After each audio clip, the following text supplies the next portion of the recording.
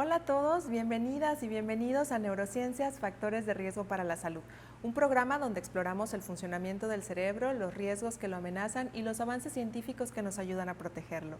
Transmitimos a través de TV UJAT, canal 35.1 de televisión abierta, 35 del sistema de cable local y Facebook Live UJAT.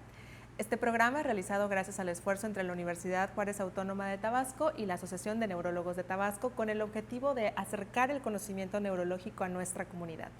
Hoy abordaremos un tema de gran relevancia médica, las enfermedades autoinmunes del sistema nervioso. Estas enfermedades se producen cuando el sistema inmune, que normalmente debería protegernos, ataca por error a estructuras del sistema nervioso central o periférico. Este tipo de condiciones pueden presentarse tanto en la infancia como en la adultez y su diagnóstico y tratamiento oportuno pueden cambiar radicalmente el pronóstico. Para conversar sobre este tema tenemos el honor de contar con dos grandes especialistas. Primero, la doctora Blanca Estela Cruz Cruz, ella es pediatra y neuróloga pediatra, y el doctor Carlos Blaisdell Vidal, que es neurólogo con subespecialidad en neuroinmunología. Bienvenidos a este espacio televisivo. Colegas, gracias por estar aquí. Al contrario, muchas gracias, Vicky, por el ¿Cómo los trata el calor? Ay, padeciendo. Y eso que somos de aquí. Sí, pero yo creo que todos siempre nos vamos a quejar cada verano del calor. Para dar entrada como a este tema, doctora Blanca, como a usted le toca atender desde muy pequeñitos a los pacientes, ¿qué son las enfermedades del sistema nervioso en la infancia y cómo se manifiestan? Sí. Para empezar, es un tema que afortunadamente en pediatría no es tan común. Son pocas las enfermedades que vemos neuroinmunológicas en el niño, puede ser a cualquier edad, y la característica principal es que justamente el sistema inmunológico que está encargado de protegernos ataca al mismo cerebro, puede ser médula, puede ser raíces nerviosas, cualquier parte que tenga incluido sistema nervioso puede ser afectado, donde ciertas partículas, pueden ser leucocitos o cualquier célula del sistema inmunológico ataca a través de anticuerpos. Pueden tener ciertas presentaciones. Hay casos en los que son agudos, como el Guillain-Barré o la encefalitis autoinmune, pero hay casos que son crónicos y progresivos, como la esclerosis múltiple, donde son casos que requieren seguimiento a largo plazo y pues que son muy incapacitantes, ¿no? Y aquí mencionamos ya varios términos que pueden sonar complejos, ¿no? Sí. Hablar de síndrome de Guillain-Barré, aparte de estos nombres, ¿no? Que como son extranjeros, ni se nos quedan a nosotros porque ya nos obligaron en la escuela, pero la verdad es un poquito complicado. Doctor Carlos, ¿qué es el síndrome de Guillain-Barré y la encefalitis autoinmune, trabalenguas que a lo mejor mencionamos? Sí, como bien decía la doctora Blanca, el cuerpo está defendido por barreras externas y internas. Y las barreras internas son nuestras defensas, nuestras células, el sistema inmunitario. Cuando este sistema inmunitario afecta tanto el cerebro, la médula o los nervios, es cuando nos enfermamos. Guillain-Barré es una enfermedad que se manifiesta por debilidad. El paciente empieza con debilidad en las piernas, gradualmente tiene problemas para caminar, dependiendo la evolución puede ir ascendiendo hasta incluso llegar a provocar que el paciente no pueda respirar. En días a semanas, ¿no? En días, es correcto. Entonces esto genera debilidad. Y todo está expresado porque previo a este cuadro hubo una infección. Pudo ser gastrointestinal, pudo ser respiratoria, pudo ser una herida, una vacuna, una cirugía incluso.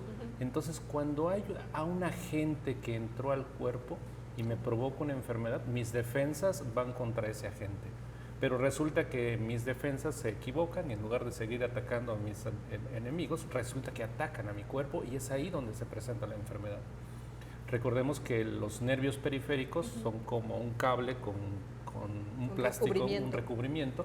Ese recubrimiento favorece la conducción y estas células atacan a mi nervio y lo pelan literalmente. Le quitan el aislante. Ese aislante le llamamos mielina y le decimos desmielinizante. Entonces, al pelarlo, empieza a padecer la enfermedad y aparecen los síntomas. Y eso sería un Guillain-Barré, porque está en vía periférica. Pero una encefalitis es lo mismo, pero en el cerebro, que es peor porque ahora nos está desmielinizando o quitando el aislante del cerebro, y aquí vienen complicaciones severas porque la enfermedad va a dar muchísimos síntomas, entonces hay que actuar rápido. Dependiendo de dónde caiga la lesión, Puedo quedarme sin habla, puedo perder fuerza de un brazo, puedo perder Tener visión, crisis convulsivas, visión, dolores de cabeza, alteraciones del humor, cambios de del conducta. sueño. cambios de conducta, sueño. Sí, es un escenario muy grande, pero que básicamente es porque mi propio cuerpo me está jugando mala pasada y me está atacando a mí. En niños decías, doctora Blanca, que el síndrome de Guillain-Barré, la encefalitis autoinmune y a lo mejor algo de esclerosis múltiple se ve, es de lo, digamos, más frecuente entre eso infrecuente que ocurre. Así es. Y en adultos, ¿qué es lo más frecuente? Precisamente las más frecuentes en nuestro medio, síndrome de Guillain-Barré, miastenia gravis, una enfermedad Ajá. que también afecta a los músculos y nos provoca debilidad. Otro nombre también trabaleza. Entonces, conforme vamos avanzando, miastenia gravis, síndrome de Guillain-Barré, la más común en adultos jóvenes es esclerosis múltiple, pero nos vamos a trastornos del espectro de la neuromielitis óptica, trastornos del MOG o las encefalitis autoinmunes. Y también existen otro grupo de enfermedades como el lupus, el Sjögren o básicamente las dos enfermedades o la artritis reumatoide que también, aunque no son neurológicas, pueden expresar una enfermedad neurológica. Entonces es una combinación de enfermedades que nos provocan mucho daño. Y bueno, la mayoría de la gente es adulto, porque los niños el sistema inmune todavía está creciendo, y en cambio cuando ya somos adultos ya está establecido y es ahí donde ya no hay forma de cambiar. Y ya es donde nos enfermamos. Ok, ¿y qué tan importante? Bueno, ya hablábamos ahorita de que hay un amplio espectro. ¿Cómo puedo sospecharlo? O sea, si de pronto tengo crisis convulsivas, ¿cuándo considerar es algo autoinmune o es una epilepsia que está debutando a lo mejor? ¿Cómo me doy cuenta? ¿En los niños, en los adultos? O sea, ¿hay alguna referencia, algo? Fíjate que ahí es un poco complicado determinar de primera instancia si se trata de algo autoinmune y no, porque es una amplia manifestación. Cualquier cosa que afecte a la corteza cerebral te va a dar crisis epilépticas, ya sea autoinmune, ya sea inflamatorio, ya sea traumático o una misma epilepsia. Creo que todo, la pauta lo marca la evolución que vaya a presentar. De hecho, hay textos que mencionan, por ejemplo, relación de esclerosis múltiple y una alteración visual, por ejemplo. Puede presentar una manifestación, 2, 3, 4 años, presentar una esclerosis múltiple.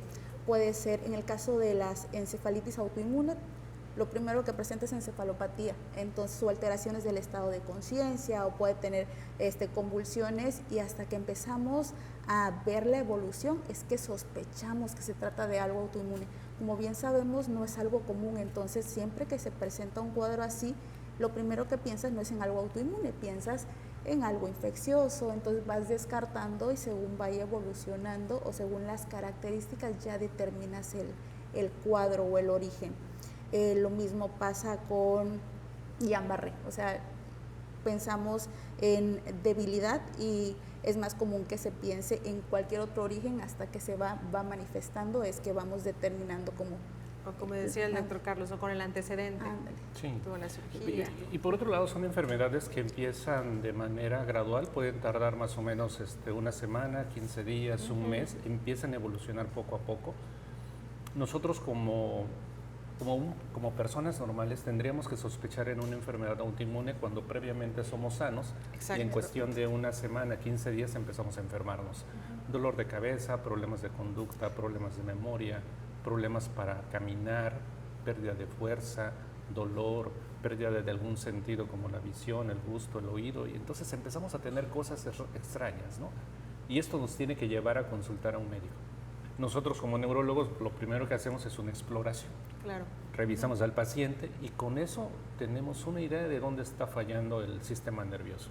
Nos apoyamos con una resonancia magnética, una punción lumbar para estudiar el líquido y por supuesto estudios de laboratorio, ¿no? Que nos van a medir la respuesta inflamatoria de nuestro cuerpo. Y es tan simple como una biometría hemática, ¿no? Ves los leucocitos y recordar que la biometría hemática es la que mide nuestro sistema inmunológico. Ahí existen diferentes líneas y dependiendo de esas líneas vamos a saber por dónde va el camino, ¿no?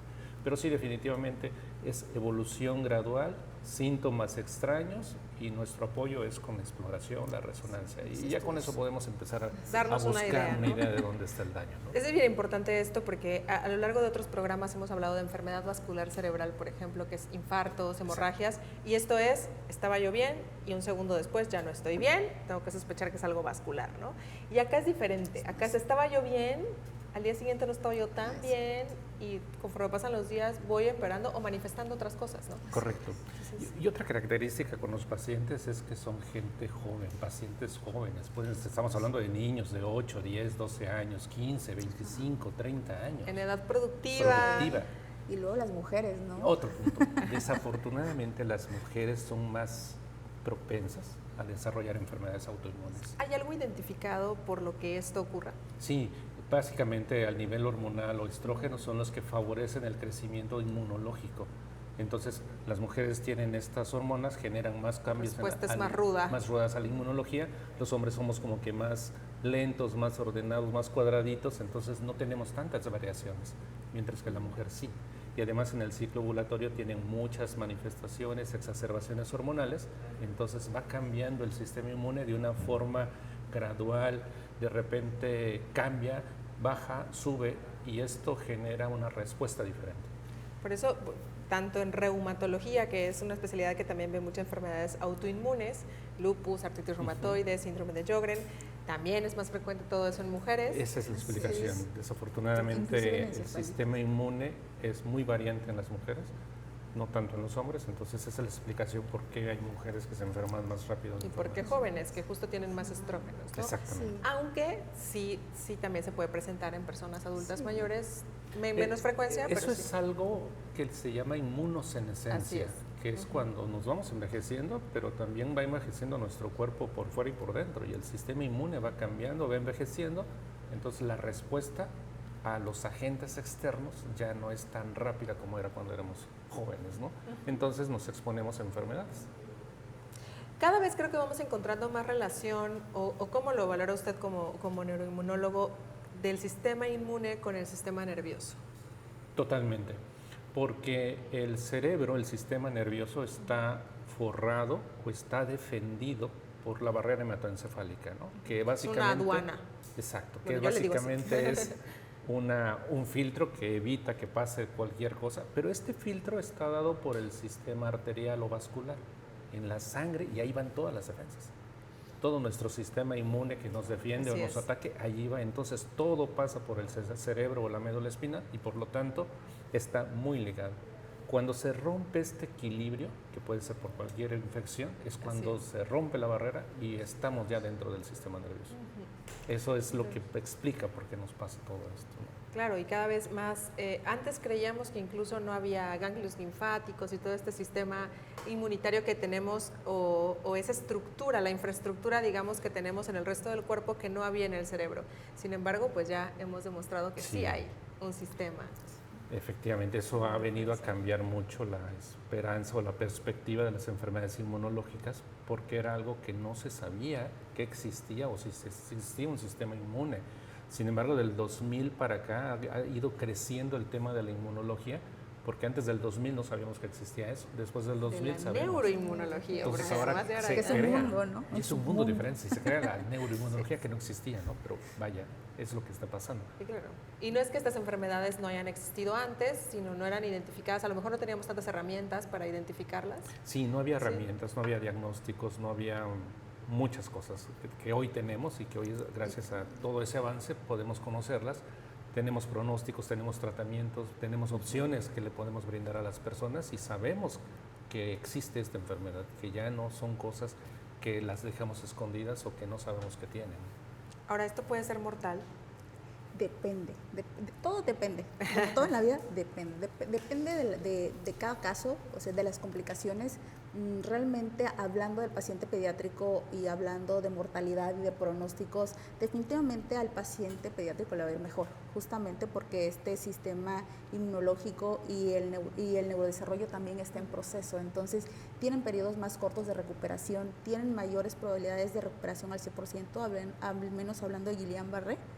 El 90-95% recupera su funcionalidad sin ningún problema. en cuestiones de enfermedades desmielinizantes como la esclerosis múltiple, tienen mayor posibilidad de recuperación a los 2 años entre los cuadros y los cuadros que se están presentando. Puede haber mortalidad, por ejemplo, en encefalitis autoinmune, sí, pero no relacionados casi al 100% al problema neurológico, sino complicaciones relacionadas con la estancia en la terapia intensiva, intubación, problemas infecciosos. Entonces sí hay definitivamente mortalidad, pero relacionado al padecimiento neurológico no. Sin embargo, es discapacitante, pues es progresivo, hablando de las desmielinizantes. Ahorita hablábamos de que esto es de mucho de jóvenes, de a lo mejor adolescentes y que van pasando a la adultez, a la productividad. Vamos a hablar igual un poquito más adelante de cuánto impacto económico podemos llegar a tener con esto, o sea, las personas, qué pasa con sus incapacidades, qué pasa con el tiempo de trabajo, qué pasa con maternidad, qué pasa con, o sea, con todo esto que representa la vida, ¿no? de una persona a esta edad. Y sí es algo como que se vuelve complicado. Vamos a hacer nuestra primera pausa promocional y vamos a regresar con el tema enfermedades autoinmunes del sistema nervioso. No nos deje, aquí nos vemos.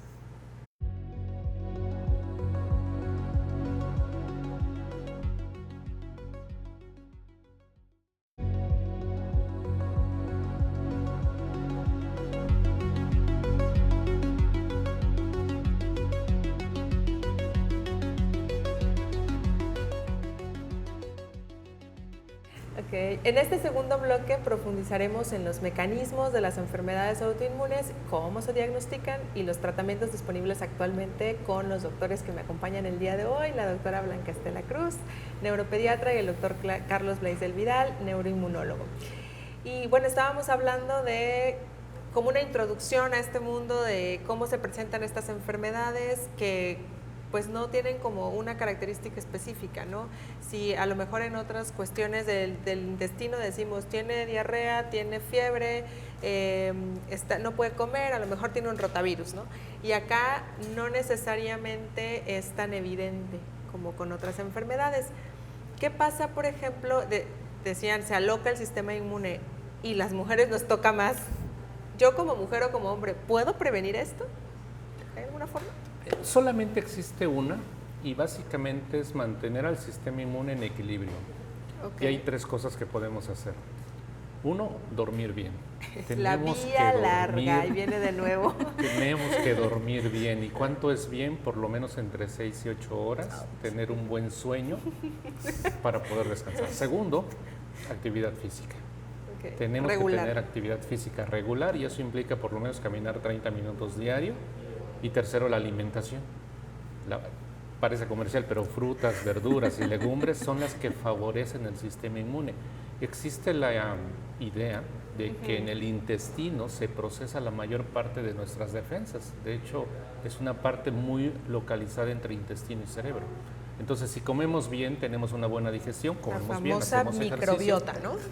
Descansamos, entonces eso va a generar una prevención de nuestro sistema inmune o una estabilización de nuestro sistema inmune.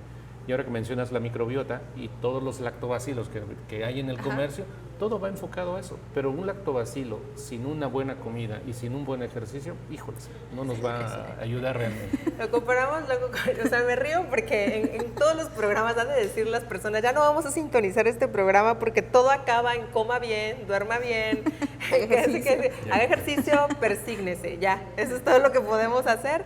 Pero parece nada, ¿no? Pero es algo que es decisión diaria. Sí, incluso cuando ya tenemos la enfermedad y ya tenemos secuelas, el paciente ya tiene limitación para caminar o para hablar, los mandamos a rehabilitación, a hacer ejercicio, les mandamos a comer bien y les mandamos a descansar. Entonces, antes o después, tenemos que hacer eso. Sí, la fórmula está establecida. Sí, entonces ya uno decide si lo hace previamente para prevenirnos o ya cuando nos toque tener que hacerlo, ¿no? Que siempre es bueno, o sea, a pesar de que uno dice, ¿ya para qué lo voy a hacer? No, bueno, siempre puede ser peor. Y por supuesto que el sistema inmune se puede volver a activar o pueden traer otras complicaciones. O sea, siempre, en cualquier momento, esté yo enfermo o no, conviene cambiar a mejor mi estilo de vida, ¿no? Ahora, en niños, por ejemplo, hace rato mencionábamos Guillain-Barré, otra que es encefalitis autoinmune, EMDA, que es una abreviatura que a veces puede dar como muy severa la encefalitis en niños, o sea, esta inflamación del cerebro. asociada a vacunas. Aquí, ¿qué tanto entonces vamos a decir no lo vacuno, sí lo vacuno? ¿Qué recomendarías? Realmente sí hay como una pequeña asociación, sobre todo con hepatitis, pero... Vacuna de hepatitis. Pero realmente la asociación es mínima, y hacemos como esto de beneficio y riesgo, y definitivamente la vacuna sí o sí no es una opción de no ponerla, porque el riesgo es mínimo, ha sido como que sí se ha mencionado, pero realmente la protección que te ofrece, el riesgo de una encefalitis por sarampión, por no aplicarte la vacuna, por ende es muchísimo mayor, hablando de hepatitis también. Entonces realmente estuvo como muy satanizado todo sobre esto. Todo en COVID ahora, ¿no? Hubo mucho tema de la vacuna me produjo muchas cosas, empecé con síntomas después de la vacuna, hubo una asociación temporal, algunas cosas sí, quizás pocas, no sé cómo te tocó verlo a ti ahorita en pandemia. Sí, efectivamente se asociaba mucho y creían que era mucho el tema de la vacuna, pero hay que recordar que nuestro sistema inmune va aprendiendo conforme vamos creciendo con base a la gente que nos vamos exponiendo. Nuestro sistema inmune no conocía el COVID. Ah, claro. No sabíamos que no, y el COVID no nos conocía cuando nos atacó. No sabíamos que no había que comer murciélago. Exacto, cuando nos llega el virus, nuestro cuerpo no tenía defensas. Entonces, hay dos maneras de adquirir defensas. Una, exponiéndome, enseñándome que esa es la forma ruda. Y las vacunas. Las vacunas me están exponiendo a este virus, pero chiquito, controlado, y no voy a desarrollar enfermedad, sino simplemente defensas, ¿no? Entonces, la vacunación tiene que ser porque me provoca educación para mi sistema inmune y va a ir creciendo. De forma más controlada que exponerme directamente al virus, bacteria, hongo, lo que fuera, si me espero a que el virus me ataque, seguramente me va a dañar más que cualquier otra cosa, ¿no? No, y sí, otra vez, persígnense. Y la promesa era esa, ¿no? Muchas veces decían, pues, ¿para qué me vacuné si me volví a enfermar? Pero en realidad sí te volviste a enfermar, pero no te moriste. Sí, la promesa era, sí te vas a contagiar, no lo podemos evitar, pero te va a dar menos intenso y ya no están llenas las salas de terapia intensiva, ¿no? Y hoy seguimos teniendo COVID, pero ya nadie le hace caso. 10,000 variantes. Ahora hay 10,000 variantes, simplemente pasó, nuestro sistema inmune ya lo reconoce, ya se aprendió a este virus, ya nos defiende y nosotros ni cuenta nos damos. Pero de que sigue estando aquí, está. Ahora, hace rato, el ejemplo del sarampión es algo que me llama mucho la atención. Recientemente hemos visto aquí en el estado, por ejemplo, este programa ahorita que se está transmitiendo es junio, entonces tenemos que ha habido como un brote o algunos reportes de enfermedad que era algo que ya estaba pues casi erradicado, ¿no? Que no veíamos frecuentemente. Fíjese que ese es el punto pivote para hablar de la importancia de las vacunas y el punto de decir, sí necesitamos vacunarnos y no es para evitar la enfermedad, sino para disminuir las complicaciones. Sí hemos tenido ya, hay 2 reportes de 2 casos de niños con infección por sarampión que hicieron encefalitis ambos y no estuvieron con vacunas, a diferencia del resto de la población que sí, o del resto de los niños que sí estuvieron expuestos y que presentan las manifestaciones clásicas que le mencionan los libros de la enfermedad exantemática. Entonces, exantemática es que salen puntitos rojos. Los puntitos rojos clásicos en la piel, que por ahí tiene su clasificación pediátrica. Entonces, creo que ese es un claro ejemplo de por qué sí vacunar, a pesar de que pudieran estar los mitos de que pudieran causar una respuesta inmunológica aumentada o los riesgos, ese es creo que el mejor ejemplo. Sí me vacuno, ¿por qué? Porque no estoy evitando enfermarme, estoy evitando hacer una inflamación cerebral severa, estar intubado, terminar con secuelas neurológicas de no poder caminar o inclusive fallecer, no tanto por la inflamación del cerebro, sino por complicaciones que se adquieren en una terapia intensiva. Entonces, definitivamente sí están los casos reactivándose, se están reactivando porque no se ha vacunado. Ahora, este es un temor y esta es una enfermedad que me encanta porque nos une a los pediatras con los adultos, porque el sarampión es de niños, pero la panencefalitis esclerosante subaguda es de adultos. ¿Qué es eso? ¿Qué es esa asquerosidad? Porque además es una asquerosidad de enfermedad. Básicamente es la inflamación completa del sistema nervioso, del cerebro y de la médula espinal. Y como el cerebro es como millones de cables entrelazados con millones de funciones, entonces es como una inflamación aguda, crónica del cerebro, en la cual vamos a perder todas las funciones. Y empezamos desde dolores de cabeza, progresando a pérdida del estado de conciencia, nos desmayamos, crisis convulsivas, no nos controlamos y esto se empieza a inflamar gradualmente hasta que podemos incluso llegar a la muerte. Así es. Desafortunadamente llega un momento en que no alcanzamos a desinflamar este sistema nervioso y vamos a tener muerte. Y si no podemos morir, entonces quedamos con secuelas, como dice la doctora Blanca, ¿no? Retraso mental, epilepsia, grave, es un estado vegetativo. Para caminar. Sí, entonces es algo muy Y aquí muy lo interesante para que nos demos cuenta de cómo actúa nuestro sistema inmune es el sarampión me dio a los 5 años y la panencefalitis se me vino a desarrollar a los 25 años. O sea, eso puede pasar. Que como que mi cerebro, ¿por qué pasa esto? ¿Qué hace el sarampión en nuestro sistema inmune que puede generar? Porque además no es que me haya contagiado de sarampión a los 25 años, correcto, sino el sistema inmune volvió a activarse como atacando a ese sarampión que ya no existe y se equivoca y me ataca a mí misma. Sí, cuando nosotros nos exponemos de niños a un agente viral, el sistema inmune ya quedó aprendido de que ese es mi enemigo. Yo quedo defendiendo. Muy rencoroso el sistema inmune, muy rencoroso. Más que yo. Y cuando llegamos a los 20, 25 años, si otro virus con una característica similar, parecido, entra a mi cuerpo, mi sistema inmune, que ya aprendió que ese era un enemigo malo, reacciona. Exageradamente reacciona. Ardió y en ese Troya. momento atacan mi sistema nervioso. Pero como no había nada, pues resulta que me va a atacar a mí. Eso se llama memoria inmunológica. Y hay algunos, me imagino que hay bichos que prenden más o menos el sistema inmune, sí, ¿no? O sea, hay algunos que desencadenan como una respuesta. Sí, una similitud que podría poner, una analogía, es cuando nosotros sabemos que el perro del vecino siempre nos ladra y siempre paso por la noche y una noche paso y me ladra otro perrito y resulta que creí que era el malo y salí corriendo, ¿no? Es decir, nuestro sistema inmune no está viendo, simplemente reacciona a lo que nos va a afectar. Entonces eso es lo que ocurre. Pudo haber sido una gripa simple, que nada tiene que ver con el sarampión, pero activó al sistema inmune que estaba escondido y de repente lo prendió y generó toda la infección. Entonces esto es interesante porque las vacunas también prenden al sistema inmune, decíamos, tratan de hacerlo de forma controlada. Pero pues puede pasar, ¿cuánto será? ¿1 en 1 millón? Más o menos, ¿cómo están las estadísticas? Es menos. Estamos hablando más o menos como de un caso por cada 3, 4, 5 millones. Y en regiones muy, muy dispersas. Es decir, nosotros que tenemos una gran cantidad de vacunas, estamos muy expuestos. O sea, estamos como que muy acostumbrados.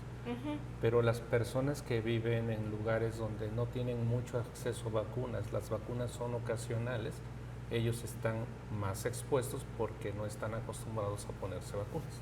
Ya. Esa sería la palabra, ¿no? Yo estoy acostumbrado, no me va a pasar.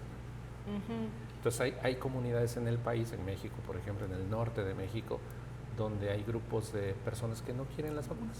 Entonces ellos están más expuestos porque la respuesta va a ser más exagerada que nosotros que sí nos estamos vacunando. Constantemente.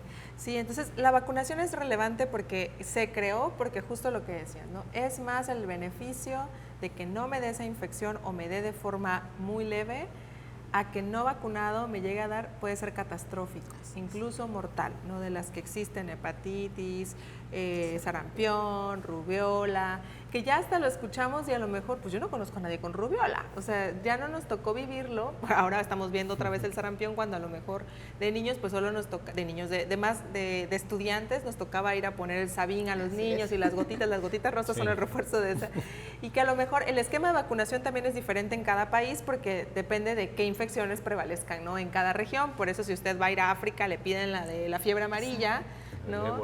El ébola, ay, sí es cierto, nuevo miedo desbloqueado, Dios mío.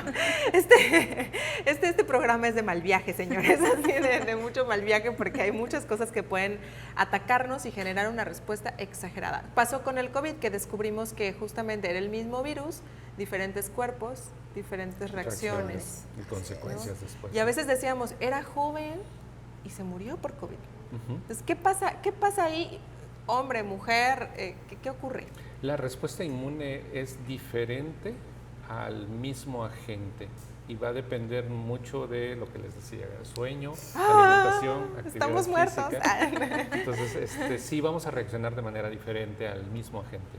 Entonces, pero van involucradas otras características de las personas como para poder reaccionar ante ese virus y por lo tanto los síntomas que vamos a tener. Incluso la genética, ¿no? Eso iba a mencionar ahorita como pregunta, la genética, ¿qué tan, digo, claramente en todo influye, pero ¿qué tanto aporta, ¿no?, la genética? Totalmente, porque existe un sistema que se llama sistema de complemento y el sistema de complemento es heredable. Y entonces, por esa razón, este sistema de complemento son como los ayudantes del sistema inmune que van a ser la respuesta general para la enfermedad. Entonces, por eso es que las personas que tienen rinitis alérgica, pues a lo mejor tienen asma o a lo mejor tienen dermatitis sí. y entonces en la misma familia hay 3 o 4 personas que tienen eso, pero todo esto va asociado. Ay, mejor me hubiesen dejado un terreno, oye, o sea, no, como que me heredaron el complemento alterado. Y hay otras, aunque esto es lo menos, diríamos, o sea, que tengamos esta predisposición de, digamos, de base como genética. Sí, de hecho es la minoría, no tenemos tanta carga genética, tanto en la familia puede haber, pero nosotros como mexicanos incluso tenemos una respuesta inmune un poquito diferente a las personas que viven en el norte del mundo, porque nuestro sistema inmune se maneja diferente. Somos un mestizaje, ¿no? También. Sí, entonces, y en ese mestizaje nos hemos mezclado tanto que ahora aguantamos muchas cosas.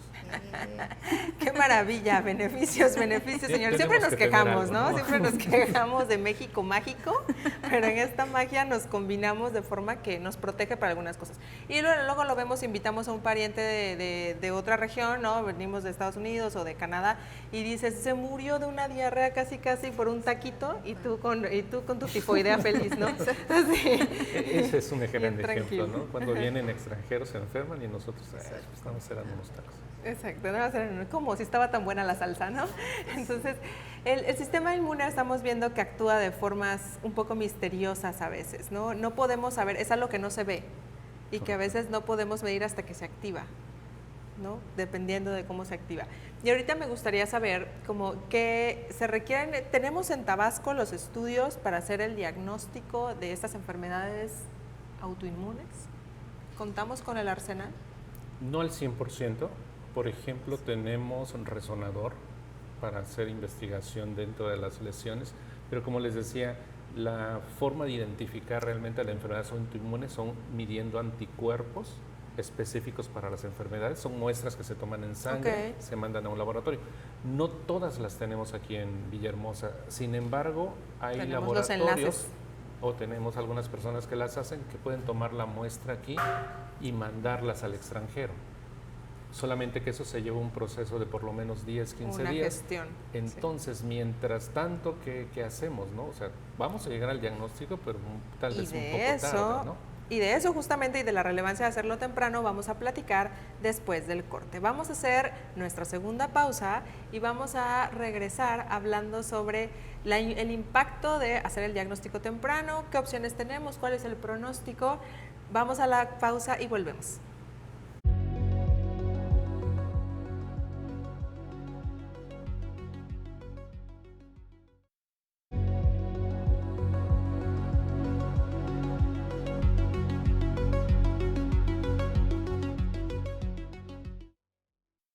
Ya estamos de vuelta en Neurociencias, Factores de Riesgo para la Salud, y en este último bloque queremos enfocarnos en la prevención, el acompañamiento familiar y las claves para una mejor calidad de vida en quienes viven con enfermedades autoinmunes del sistema nervioso.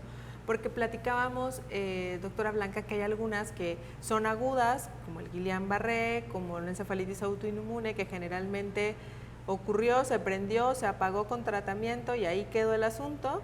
Pero hay otras con las que vamos a vivir toda la existencia.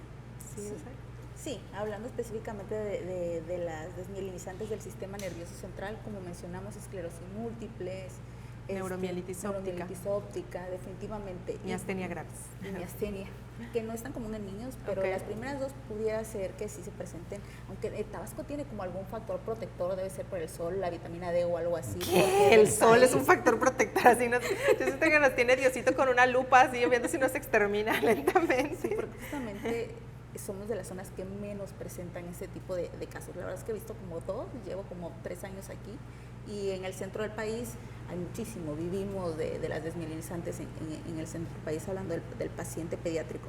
Entonces, tratamientos, como bien mencionamos, es un proceso inflamatorio ocasionado por una respuesta exagerada inmunológica. Entonces, los esteroides, que afortunadamente son accesibles, que pudieran estar disponibles en los hospitales siempre y cuando se haga un diagnóstico oportuno. Entonces, si hay tratamiento que pudiera apoyarnos para la disminución de los síntomas, para evitar la progresión de los mismos. Aquí el punto clave sería como hacer la detección oportuna, ir con el especialista correcto para hacer el diagnóstico lo más pronto posible e iniciar el tratamiento. Pero definitivamente claro, el primer paso de esteroides, disminuir el proceso inflamatorio y por tanto la respuesta que está presentando. Y va a ser en un equipo probablemente multidisciplinario, ¿no? O sea, va a llegar con su pediatra que le lleve el control y el pediatra va a decir, le toca al neuropediatra, ¿no? Venga, lo vamos a invitar para que vea esto y a lo mejor si tiene otras enfermedades, porque como adultos sobre todo tenemos derecho a acumular enfermedades, claro, o sea, a tener más de una cosa y que esté el internista. En el caso de lupus, por ejemplo, si tengo neurolupus,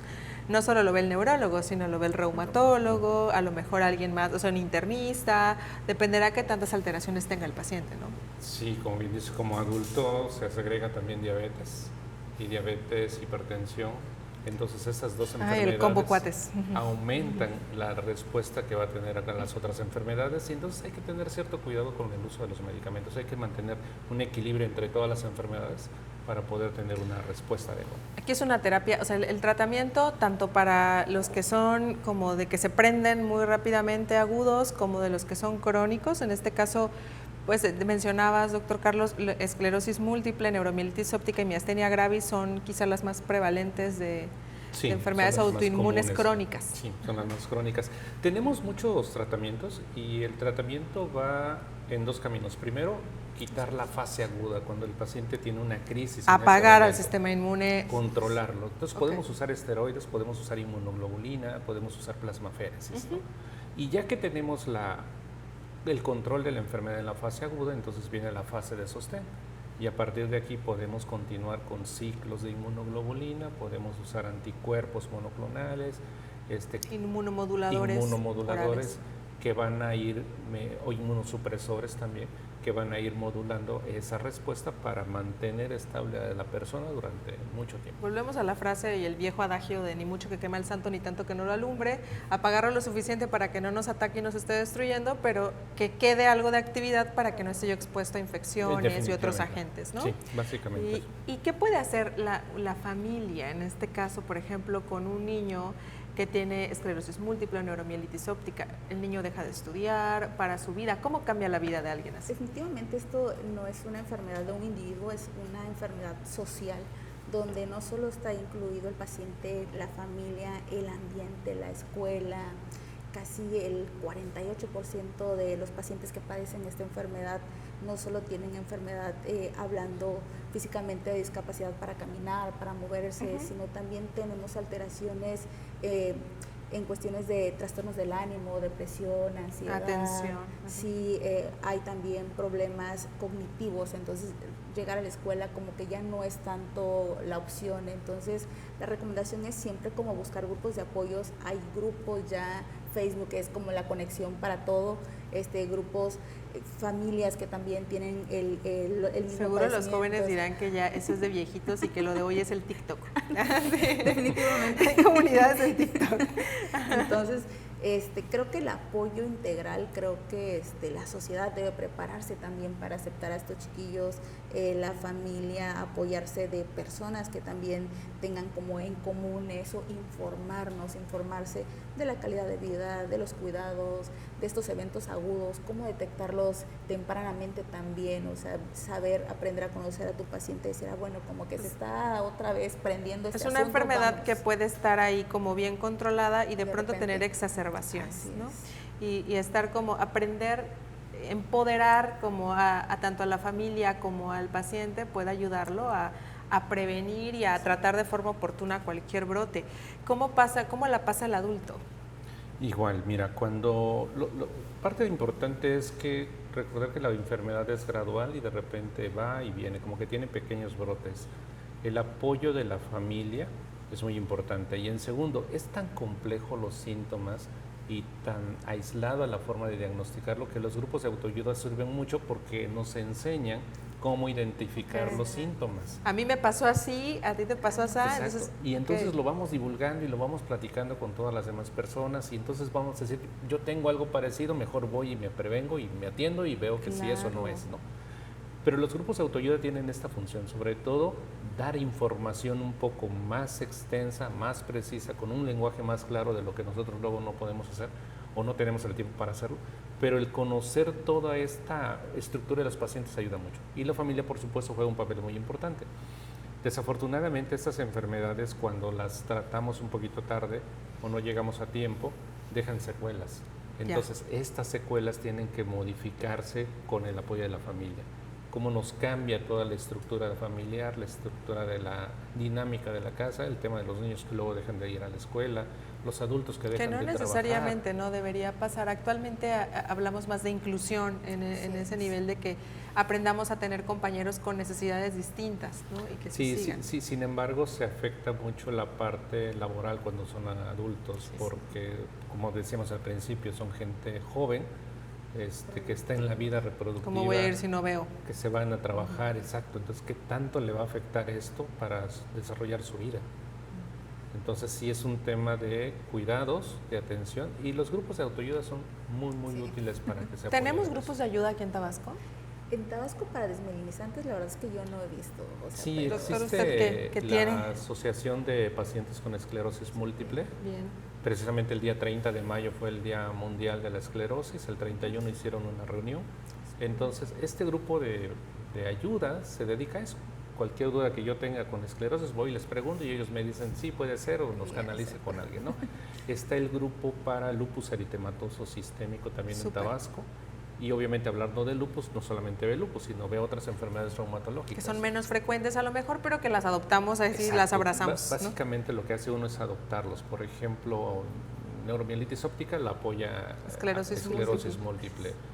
Mielitis transversa lo apoya esclerosis múltiple. Porque no son muchos, pero sí es un grupo que se dedica a esto, a dar y que comparten síntomas además, ¿no? Experiencias, cómo me fue, cómo vivo yo, qué hago para mejorar mi calidad de vida, qué como, hago, sí. Qué me vitamino, qué hago todo. Cosas que uno dice, no las podemos expresar todos en consulta, pero claro, sí ellos se apoyan mucho en ese sentido. Sí, es diferente que del experto desde todo el conocimiento a alguien que lo experimenta, ¿no? Son dos tipos de puntos de vista que se complementan, más que pelearse, ¿no?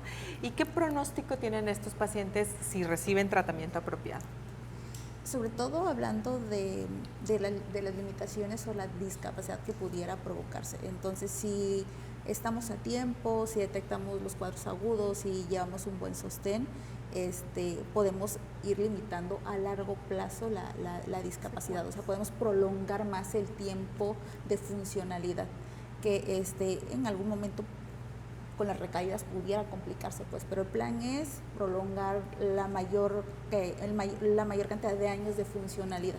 Creo que ahorita, al menos en adultos, bueno, lo que yo he visto es hay un boom de tratamientos inmunomoduladores, con esto los anticuerpos monoclonales que ahorita tenemos, a lo mejor en cáncer es un ejemplo, ¿no? Cada vez se ha asociado más el sistema inmune con cáncer, y entonces ahora tenemos que tienes cáncer de mama, pero ya no es decir cáncer de mama, ya es decir nada, entonces ahora dime qué tipo de receptores expresa y te digo qué medicina a la carta le toca, ¿no? Como que más dirigido.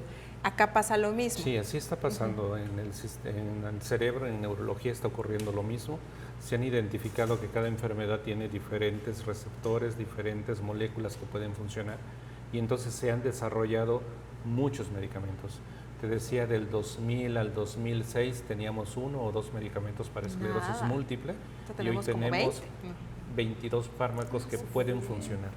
Y antes eran inyecciones diarias y hoy ya es una pastilla diaria o un suero cada 6 meses. Exacto, una pastilla, ¿cuánto? 7 días, 15 días al año. O sea, 15 días al año y se acabó, ¿no? Entonces sí existen muchas terapias y cada una va a ir en función del tipo de enfermedad, la cantidad de enfermedad y la cantidad de daño que me ha causado para poder decidir cuál es la terapia que más nos va a ayudar. Pero el pronóstico entonces se vuelve cada vez más favorable teniendo tantas herramientas. Sí, más o menos en este año del 2000-2016, hablar de esclerosis múltiple era hablar de personas en silla de ruedas y discapacitadas. Hoy esclerosis múltiple es hablar de gente normal, que anda caminando, que anda haciendo su vida normal, pero nadie se da cuenta que está enfermo, pero vaya, en el cuerpo por dentro ahí está la enfermedad. Entonces, Patente. a eso hemos llegado hoy, a recuperar la función de los pacientes, a recuperar la función de muchas personas, pero todo va en función de identificarlos a tiempo, hacer los diagnósticos a tiempo para poderles brindar un tratamiento adecuado. O específico, ¿no? Sí. Claro, más dirigido, y justamente ahí decíamos ir con el especialista, ¿no? Las enfermedades autoinmunes pueden atacar casi cualquier órgano, pulmón, riñón, etcétera, incluido el sistema nervioso, que es ahí donde el neurólogo es sigue siendo el especialista en el sistema nervioso. Entonces, aunque sea autoinmune, neurolupus va a requerir al neurólogo involucrado con el reumatólogo, ¿no?